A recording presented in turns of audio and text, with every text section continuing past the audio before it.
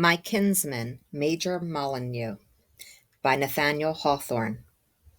After the kings of Great Britain had assumed the right of appointing the colonial governors, the measures of the latter seldom met with the ready and general approbation with which had been paid to those of their predecessors under the original charters. The people looked with most jealous scrutiny to the exercise of power which did not emanate from themselves, and they usually rewarded their rulers with slender gratitude for the compliances by which, in softening their instructions from beyond the sea, they had incurred the reprehension of those who gave them. The annals of Massachusetts Bay will inform us that of 6 governors in the space of about 40 years from the surrender of the old charter under James II, 2 were imprisoned by a popular insurrection, a third, as Hutchinson inclines to believe, was driven from the province by the whizzing of a musket ball, a fourth, in the opinion of the same historian, was hastened to his grave by continual bickerings with the House of Representatives, and the remaining 2, as well as their successors, till the Revolution, were favored with few and brief intervals of peaceful sway. The inferior members of the court party, in times of high political excitement, led scarcely a more desirable life. These remarks may serve as a preface to the following adventures, which chanced upon a summer night, not far from 100 years ago. The reader, in order to avoid a long and dry detail of colonial affairs, is requested to dispense with an account of the train of circumstances that had caused much temporary inflammation of the popular mind. It was near 9 o'clock of a moonlight evening when a boat crossed the ferry with a single passenger, who had obtained his conveyance at the unusual hour by the promise of an extra fare. While he stood on the landing place, searching in either pocket for the means of fulfilling his agreement, the ferryman lifted a lantern, by the aid of which, and the newly risen moon, he took a very accurate survey of the stranger's figure. He was a youth of barely 18 years, evidently country bred, and now, as it should seem, upon his first visit to town. He was clad in a coarse gray coat, well worn, but in excellent repair. His undergarments were durably constructed of leather and fitted tight to a pair of serviceable and well-shaped limbs. His stockings of blue yarn were the incontrovertible work of a mother or a sister, and on his head was a 3-cornered hat, which in better days had perhaps sheltered the graver brow of the lad's father. Under his left arm was a heavy cudgel formed of an oak sapling and retaining a part of the hardened root, and his equipment was completed by a wallet, not so abundantly stocked as to incommode the vigorous shoulders on which it hung. Brown, curly hair, well-shaped features, and bright, cheerful eyes were nature's gifts, and worth all that art could have done for his adornment. The youth, one of whose names was Robin, finally drew from his pocket the half of a little province bill of 5 shillings, which, in the depreciation in the sort of currency, did but satisfy the ferryman's demand, with the surplus of a sexangular piece of parchment, valued at 3 pence. He then walked forward into the town, with as light a step as if his day's journey had not already exceeded 30 miles, and with as eager an eye as if he were entering London City, instead of the little metropolis of a New England colony. Before Robin had proceeded far, however, it occurred to him that he knew not whether to direct his steps, so he paused and looked up and down the narrow street, scrutinizing the small and mean wooden buildings that were scattered on either side. "This low hovel cannot be my kinsman's dwelling," thought he, "nor yonder old house, where the moonlight enters at the broken casement, and truly I see none hereabouts that might be worthy of him. It would have been wise to inquire my way of the ferryman, and doubtless he would have gone with me and earned a shilling from the major for his pains. But the next man I meet will do as well." He resumed his walk, and was glad to perceive that the street now became wider, and the houses were more respectable in their appearance.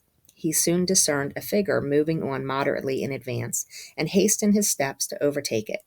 As Robin drew nigh, he saw that the passenger was a man in years, with a full periwig of gray hair, a wide-skirted coat of dark cloth, and silk stockings rolled above his knees. He carried a long and polished cane, which he struck down perpendicularly before him at every step, and at regular intervals he uttered two successive hems of a particular solemn and sepulchral intonation. Having made these observations, Robin laid hold of the skirt of the old man's coat just when the light from the open door and windows of a barber's shop fell upon both their figures. "Good evening to you, honored sir," said he, making a low bow, and still retaining his hold of the skirt. "I pray you tell me whereabouts is the dwelling of my kinsman, Major Molineux." The youth's question was uttered very loudly, and one of the barbers, whose razor was descending on a well-soaped chin, and another who was dressing a Ramillies wig, left their occupations and came to the door. The citizen in the meantime turned a long-favored countenance upon Robin, and answered him in a tone of excessive anger and annoyance. His two sepulchral hems, however, broke into the very centre of his rebuke, with most singular effect, like a thought of the cold grave obtruding among wrathful passions. "Let go my garment, fellow. I tell you I know not the man you speak of." "What? I have authority. I have authority. And if this be the respect you show for your betters, your feet shall be brought acquainted with the stocks by daylight tomorrow morning." Robin released the old man's skirt and hastened away, pursued by an ill-mannered roar of laughter from the barber's shop. He was at first considerably surprised by the result of his question, but, being a shrewd youth, soon thought himself able to account for the mystery. "This is some country representative," was his conclusion, "who has never seen the inside of my kinsman's door, and lacks the breeding to answer a stranger civilly. The man is old, or verily, I might be tempted to turn back and smite him on the nose. Ah, Robin, Robin, even the barber's boys laugh at you for choosing such a guide. You will be wiser in time, friend Robin." He now became entangled in a succession of crooked and narrow streets, which crossed each other and meandered at no great distance from the waterside. The smell of tar was obvious to his nostrils. The masts of vessels pierced the moonlight above the tops of the buildings, and the numerous signs, which Robin paused to read, informed him that he was near the center of business. But the streets were empty, the shops were closed, and lights were visible only in the second stories of a few dwelling houses. At length, on the corner of a narrow lane through which he was passing, he beheld the broad countenance of a British hero swinging before the door of an inn, whence proceeded the voices of many guests. The casement of one of the lower windows was thrown back, and a very thin curtain permitted Robin to distinguish a party at supper, round and well-furnished table. The fragrance of the good cheer steamed forth into the outer air, and the youth could not fail to recollect that the last remnant of his travelling stock of provision had yielded to his morning appetite, and that noon had found and left him dinnerless. "Oh, that a parchment threepenny might give me a right to sit down at yonder table," said Robin with a sigh. "But the Major will make me welcome to the best of his victuals, and I will even step boldly in and inquire my way to his dwelling." He entered the tavern, and was guided by the murmur of voices and the fumes of tobacco to the public room. It was a long and low apartment, with oaken walls grown dark in the continual smoke, and a floor which was thickly sanded, but of no immaculate purity. A number of persons, the larger part of whom appeared to be mariners, or in some way connected with the sea, occupied the wooden benches, or leather-bottomed chairs, conversing on various matters, and occasionally lending their attention to some topic of general interest. 3 or 4 little groups were draining as many bowls of punch, with which the West India trade had long since made a familiar drink in the company. Others, who had the appearance of men who lived by regular and laborious handicraft, preferred the insulated bliss of an unshared potation, and became more taciturn under its influence. Nearly all, in short, evinced a predilection for the good creature in some of its various shapes. For this is a vice to which, as fast-day sermons of 100 years ago will testify, we have a long hereditary claim. The only guests to whom Robin's sympathies inclined him were 2 or 3 sheepish countrymen, who were using the inn somewhat after the fashion of a Turkish caravanserai. They had gotten themselves into the darkest corner of the room, and heedless of the nicotine atmosphere, were supping on the bread of their own ovens and the bacon cured in their own chimney smoke. But though Robin felt a sort of brotherhood with these strangers, his eyes were attracted from them to a person who stood near the door, holding a whispered conversation with a group of ill-dressed associates. His features were separately striking, almost to grotesqueness, and the whole face left a deep impression on the memory. The forehead bulged out into a double prominence, with a veil between. The nose came boldly forth in an irregular curve, and its bridge was of more than a finger's breadth. The eyebrows were deep and shaggy, and the eyes glowed beneath them like fire in a cave. While Robin deliberated of whom to inquire respecting his kinsman's dwelling, he was accosted by the innkeeper, a little man in a stained white apron, who had come to pay his professional welcome to the stranger. Being in the second generation from a French Protestant, he seemed to have inherited the courtesy of his parent nation, but no variety of circumstances was ever known to change his voice from the one shrill note in which he now addressed Robin. "From the country, I presume, sir," said he, with a profound bow. "Beg leave to congratulate you on your arrival, and trust you intend to stay a long stay with us. Fine town here, sir, beautiful buildings, and much that may interest a stranger. May I hope for the honor of your commands in respect to supper?" The man sees a family likeness. The rogue had guessed that I am related to the major, thought Robin, who had hitherto experienced little superfluous civility. All eyes were now turned on the country lad, standing at the door in his worn, three-cornered hat, gray coat, leather breeches, and blue yarn stockings, leaning on an oaken cudgel, and bearing a wallet on his back. Robin replied to the courteous innkeeper with such an assumption of confidence as befitted the major's relative. "My honest friend," he said, "I shall make it a point to patronize your house on some occasion, when," here he could not help lowering his voice, "when I may have more than a parchment threepence in my pocket. My present business," continued he, speaking with lofty confidence, "is merely to inquire my way to the dwelling of my kinsman, Major Molineux." There was a sudden and general movement in the room, which Robin interpreted as expressing the eagerness of each individual to become his guide. But the innkeeper turned his eyes to a written paper on the wall. He read, or seemed to read, with occasional recurrences to the young man's figure. "What have we here?" said he, breaking his speech into little dry fragments. "Left the house of the subscriber, bounden servant, Hezekiah Mudge, had on, when he went away, gray coat, leather breeches, master's third best hat, £1 currency reward to whosoever shall lodge him in any jail of the province. Better trudge, boy, better trudge." Robin had begun to draw his hand towards the lighter end of the oak cudgel, but a strange hostility in every countenance induced him to relinquish his purpose of breaking the courteous innkeeper's head. As he turned to leave the room, he encountered a sneering glance from the bold-featured personage whom he had before noticed, and no sooner was he beyond the door than he heard a general laugh, in which the innkeeper's voice might be distinguished, like the dropping of small stones into a kettle. "Now, is that not strange?" thought Robin with his usual shrewdness.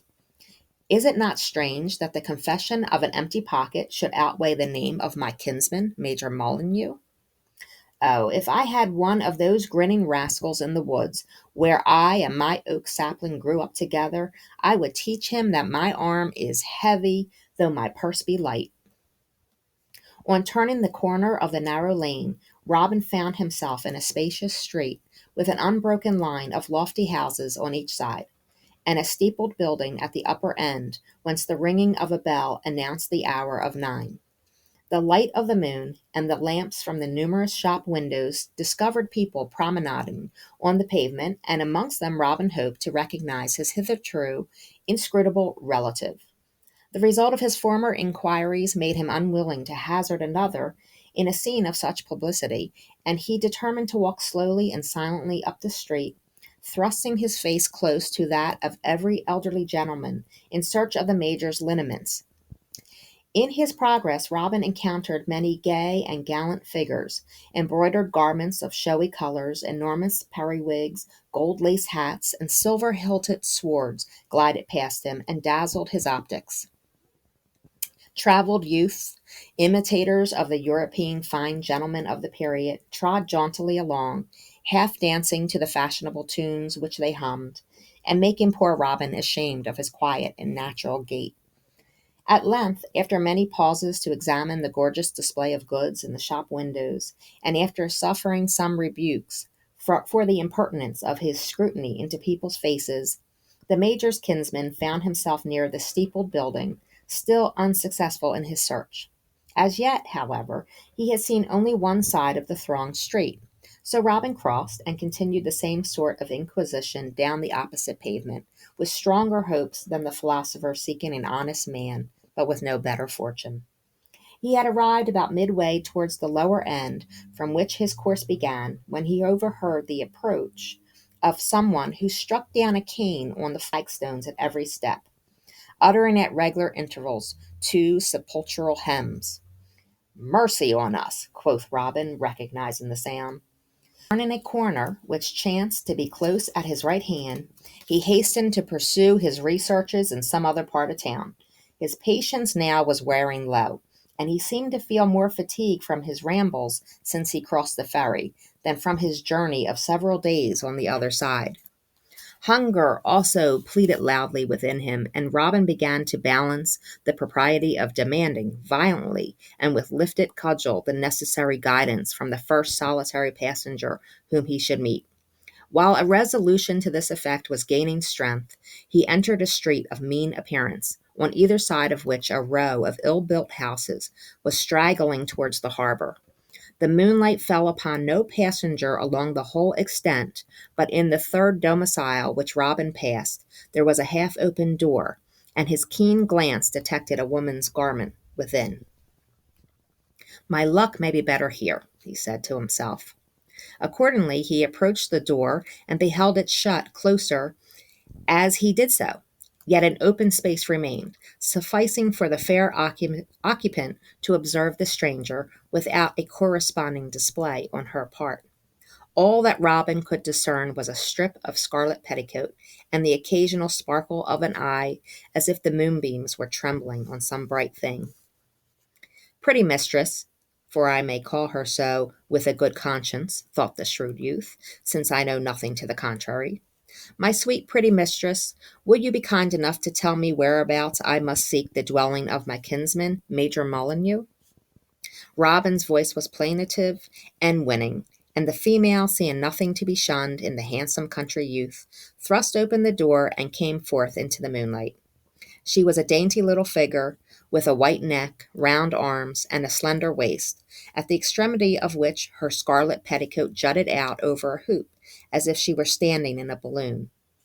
Moreover, her face was oval and pretty, her hair dark beneath the little cap, and her bright eyes possessed a sly freedom, which triumphed over those of Robin. "Major Molineux dwells here," said this fair woman. Now, her voice was the sweetest Robin had heard that night, the airy counterpart of a stream of melted silver. Yet he could not help doubting whether that sweet voice spoke gospel's truth. He looked up and down the mean street, and then surveyed the house which before they stood.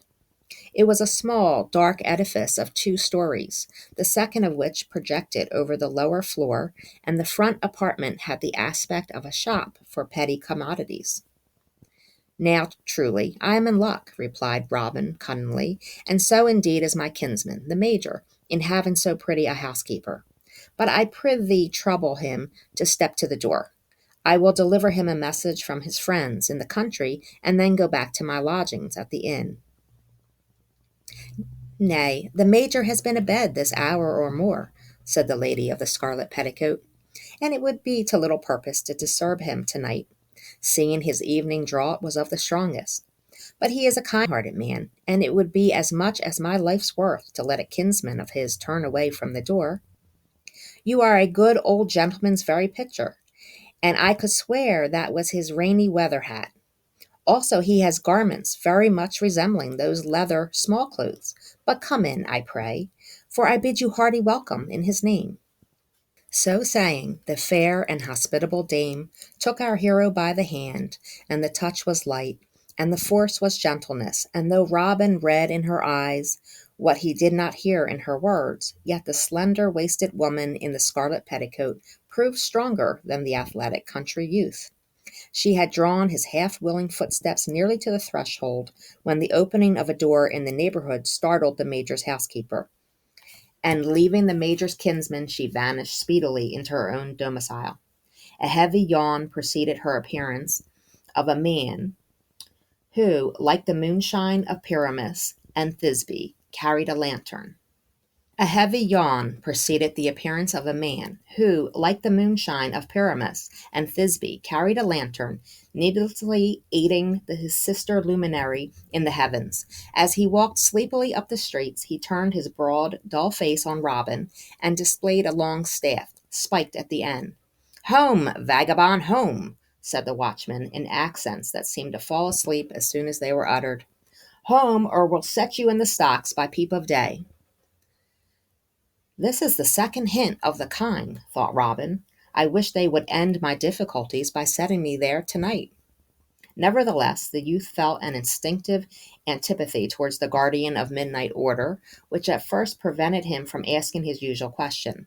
But just when the man was about to vanish behind the corner, Robin resolved not to lose the opportunity, and shouted lustily after him. "I say, friend, will you guide me to the house of my kinsman, Major Molineux?"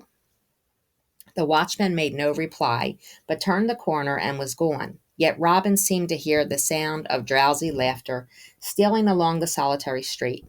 At that moment also a pleasant titter saluted him from the open window above his head.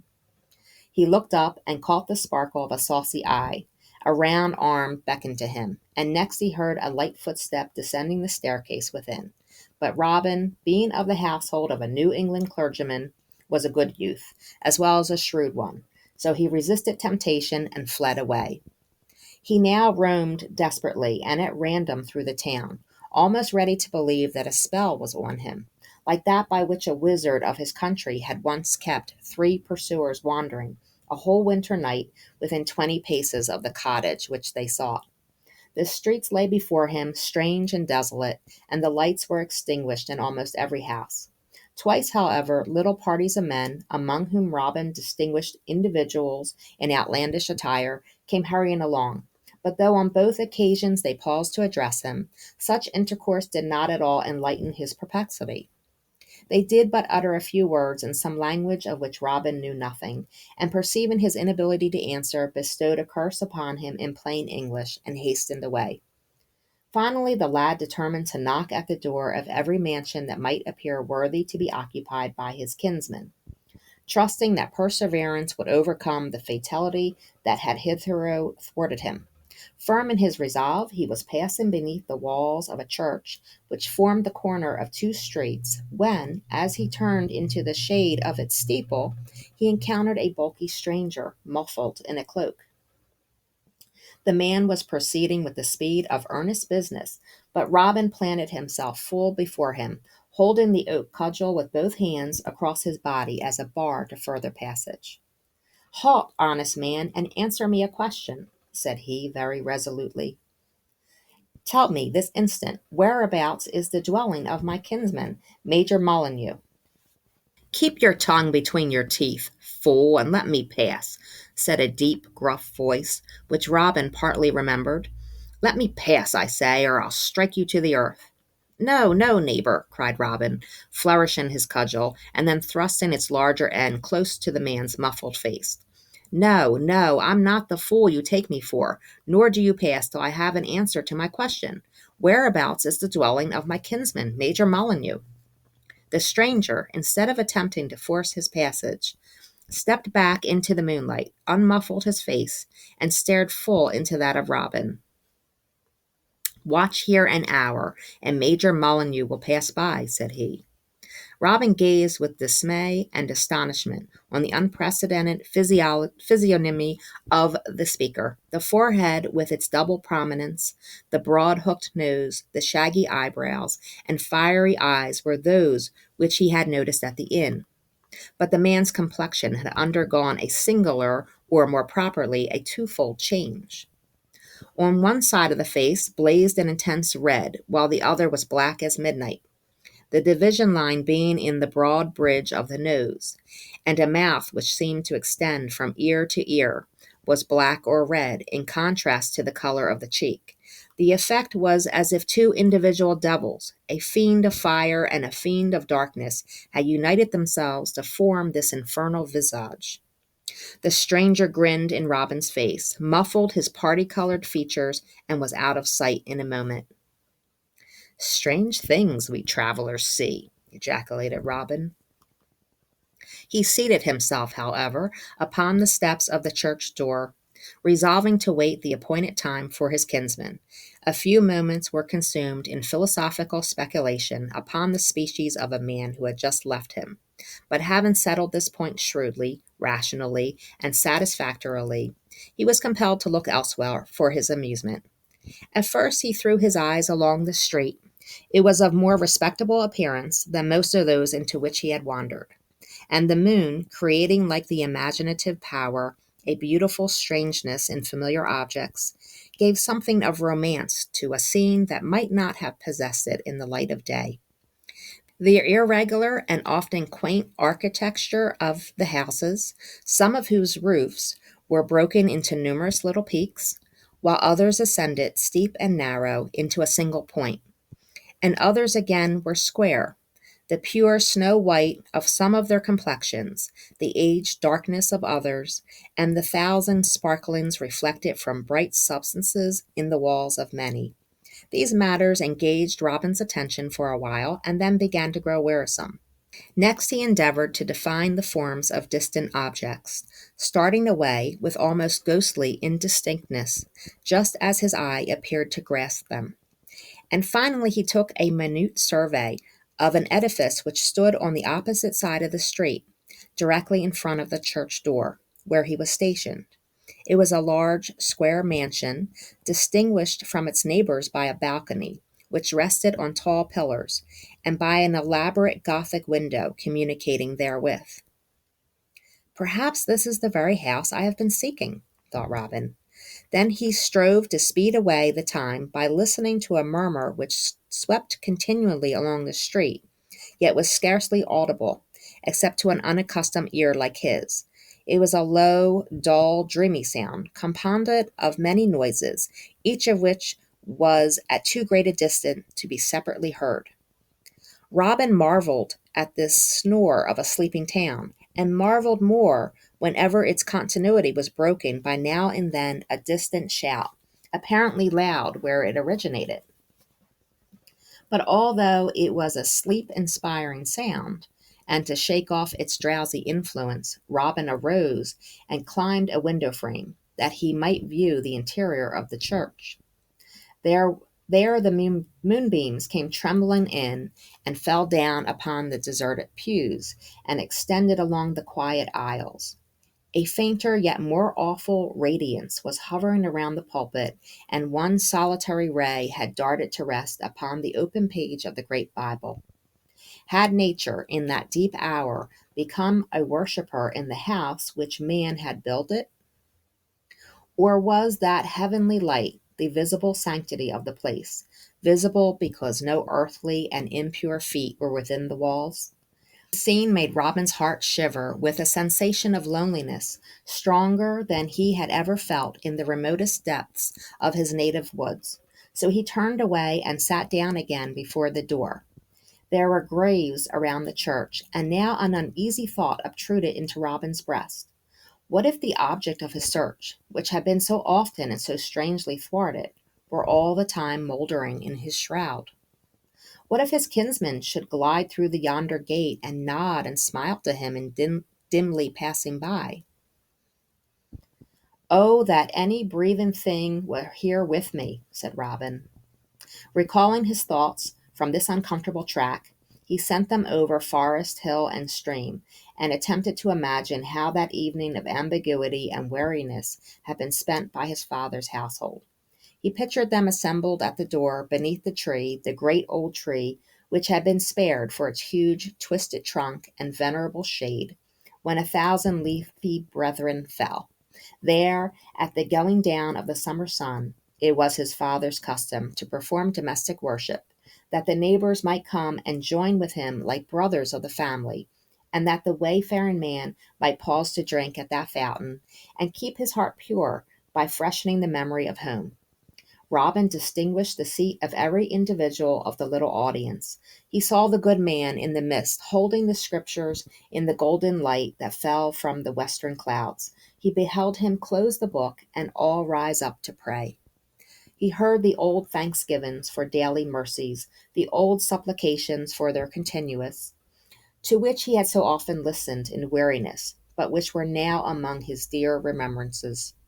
He perceived the slightest inequality of his father's voice when he came to speak of the absent one. He noted how his mother turned her face to the broad and knotted trunk, how his elder brother scorned, because the beard was rough upon his upper lip, to permit his features to be moved, how the younger sister drew down a low-hanging branch before her eyes, and how the little one of all, whose sports had hitherto broken the decorum of the scene, understood the prayer for her playmate, and burst into clamorous grief. Then he saw them go in at the door, and when Robin would have entered also, the latch tinkled into its place, and he was excluded from his home.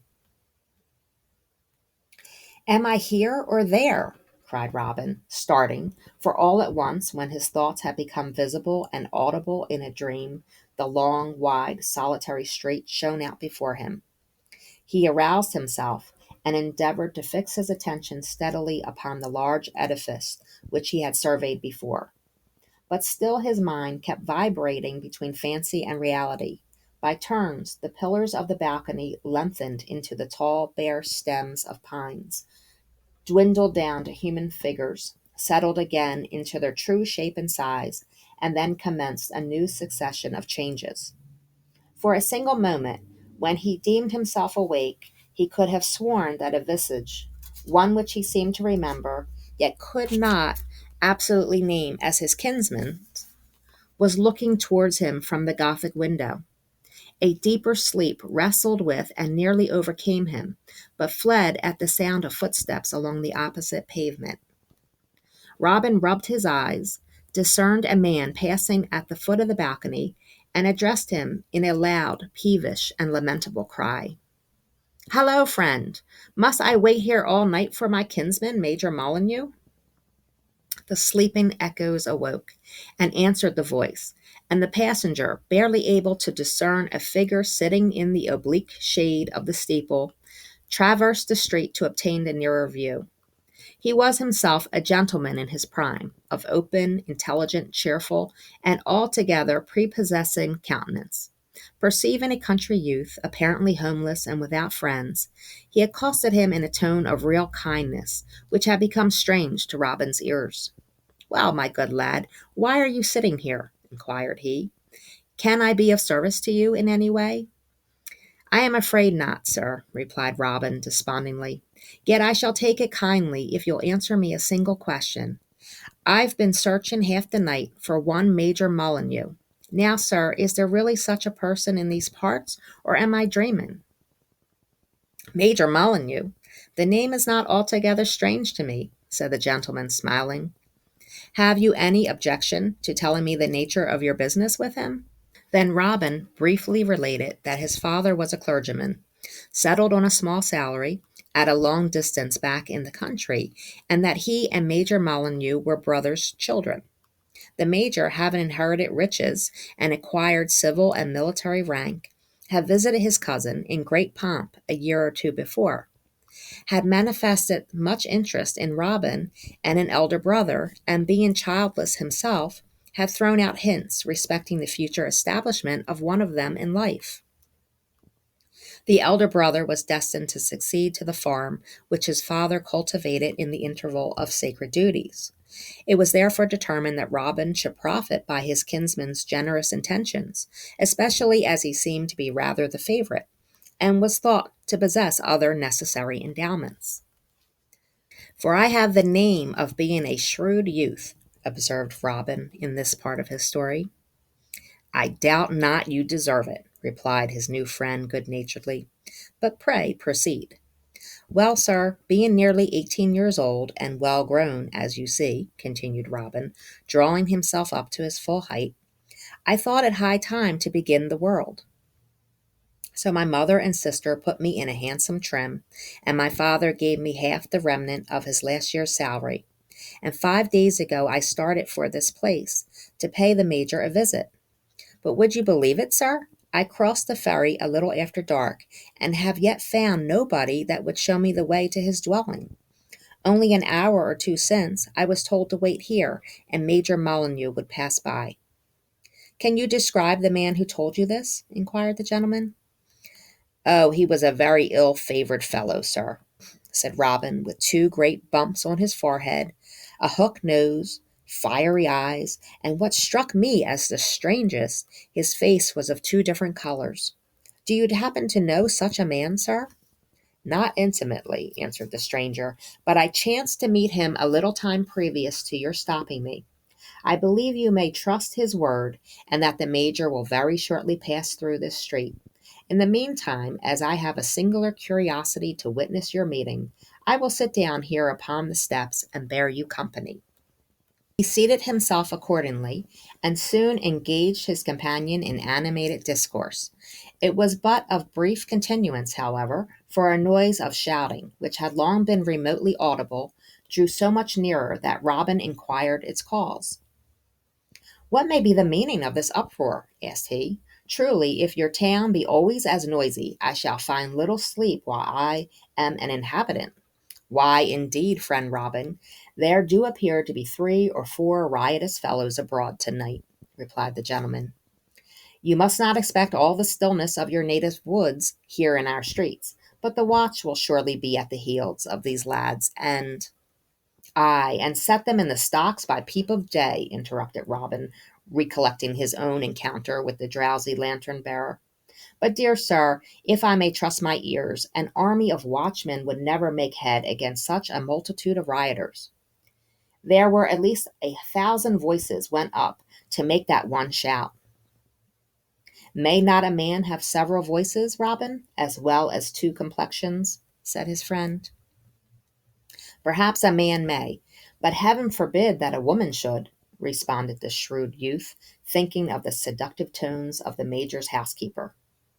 The sounds of a trumpet in some neighboring street now became so evident and continual that Robin's curiosity was strongly excited. In addition to the shouts, he heard frequent bursts from many instruments of discord, and a wild and confused laughter filled up the intervals.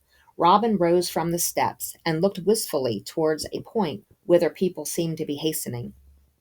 "Surely some prodigious merrymaking is going on," exclaimed he, "and I have laughed very little since I left home, sir, and should be sorry to lose an opportunity. Shall we step round the corner by that darkish house, and take our share of the fun?" "Sit down again. Sit down, good Robin," replied the gentleman, laying his hand on the skirt of the grey coat. "You forget that we must wait here for your kinsman, and there is reason to believe that he will pass by in the course of a very few moments." The near approach of the uproar had now disturbed the neighborhood. Windows flew open on all sides, and many heads, in the entire of the pillow and confused by sleep suddenly broken, were protruded to the gaze of whoever had leisure to observe them. Eager voices hailed each other from house to house, all demanding the explanation, which not a soul could give.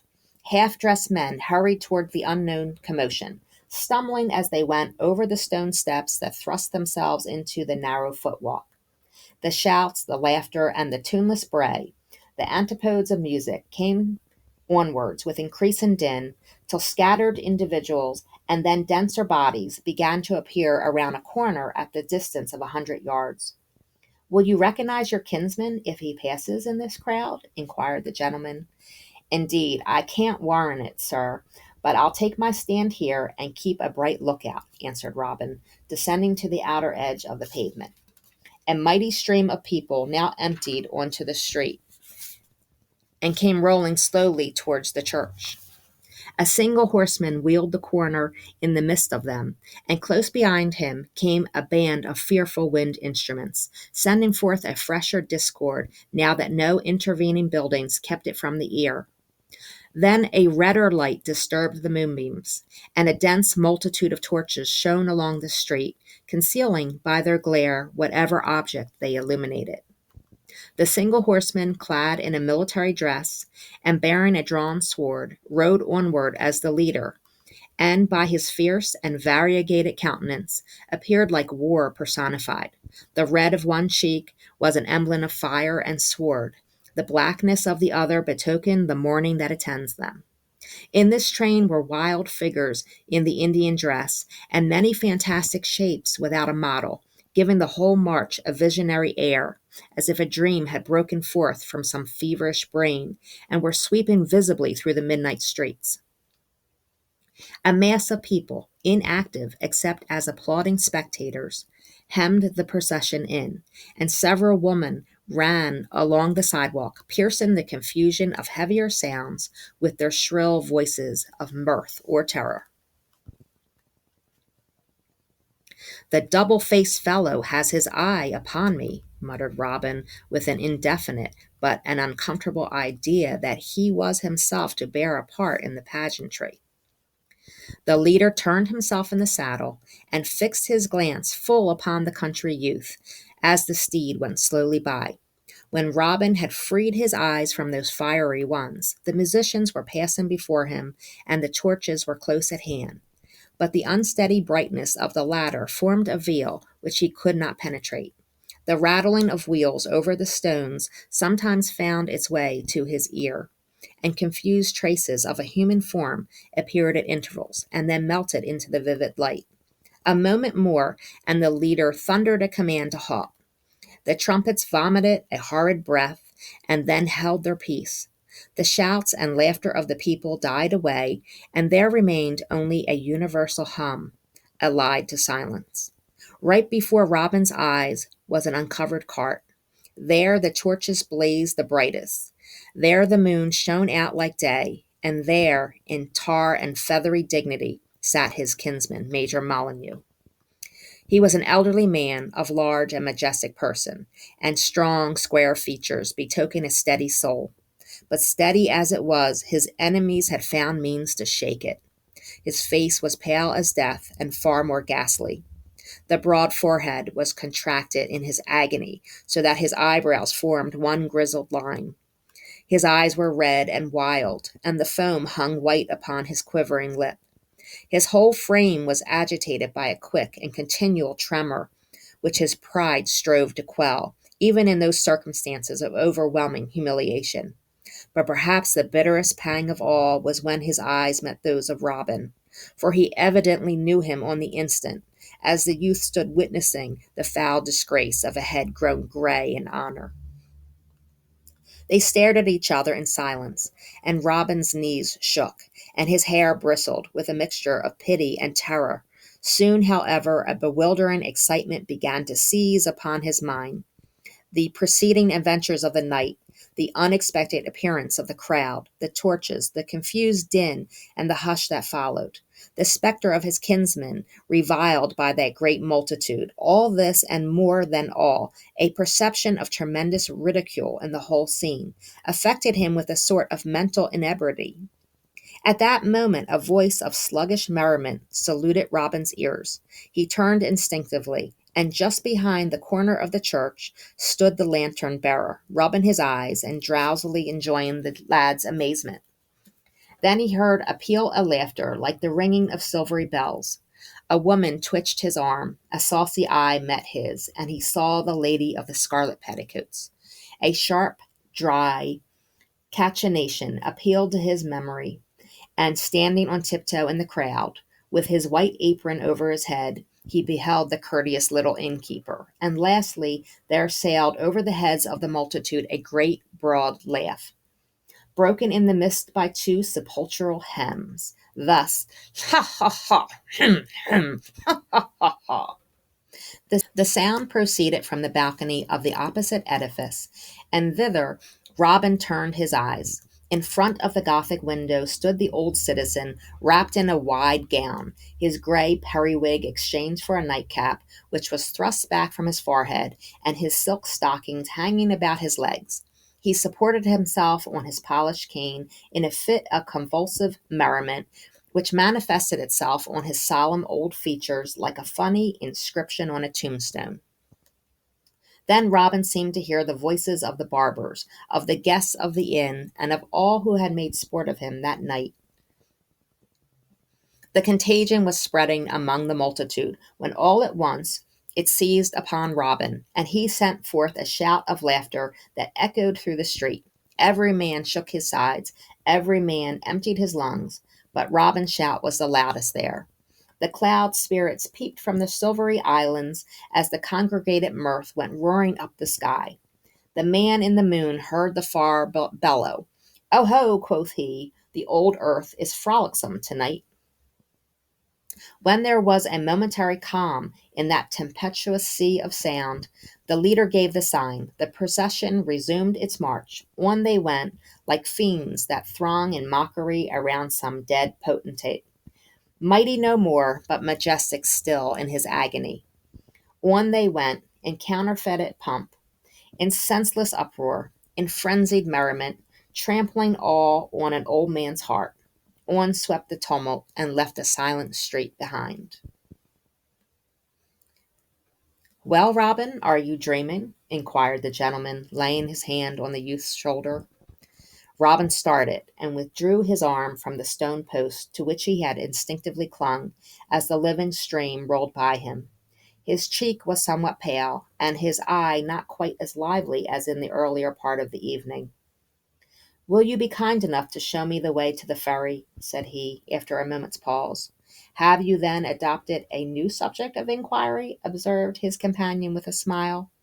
"Why, yes, sir," said Robin, rather dryly. "Thanks to you and to my other friends, I have at last met my kinsman, and he will scarce desire to see my face again. I begin to grow weary of a town life, sir. Will you show me the way to the ferry?" "No, my good friend Robin, not tonight at least," said the gentleman. "Some few days hence, if you wish it, I will speed you on your journey. Or if you prefer to remain with us, perhaps, as you are a shrewd youth, you may rise in the world without the help of your kinsman, Major Molineux."